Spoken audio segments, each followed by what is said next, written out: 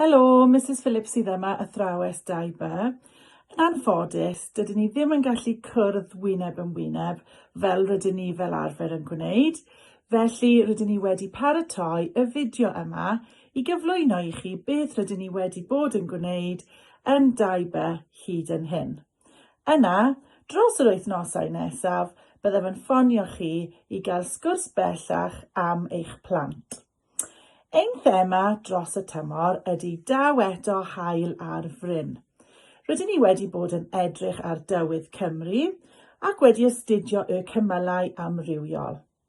Mae'r plant wedi creu mapiau tywydd eu hun a chreu adroddiad tywydd diddorol. Rydyn ni wedi edrych ar sut mae'r haul a'r gwynt yn helpu i greu ynni glân, sy'n helpu yn hytrach na niweidio ein byd arbennig.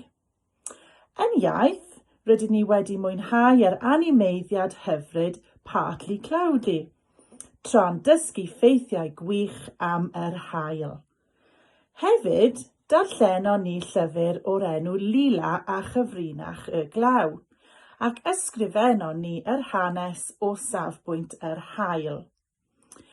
Yn mathemateg, rydyn ni wedi bod yn defnyddio y sgwâr cant i adio a thynnu.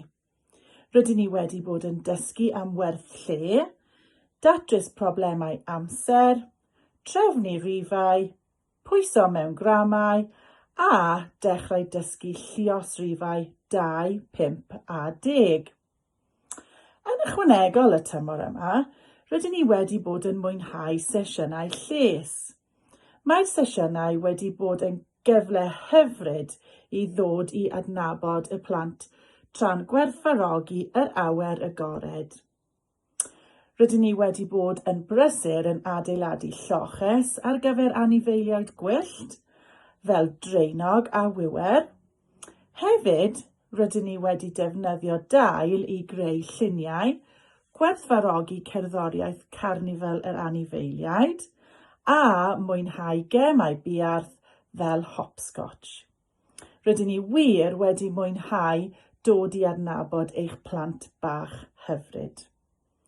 Felly, byddaf yn cael sgwrs ffôn pellach gyda chi yn fuan i drafod eich plentyn bach hyfryd.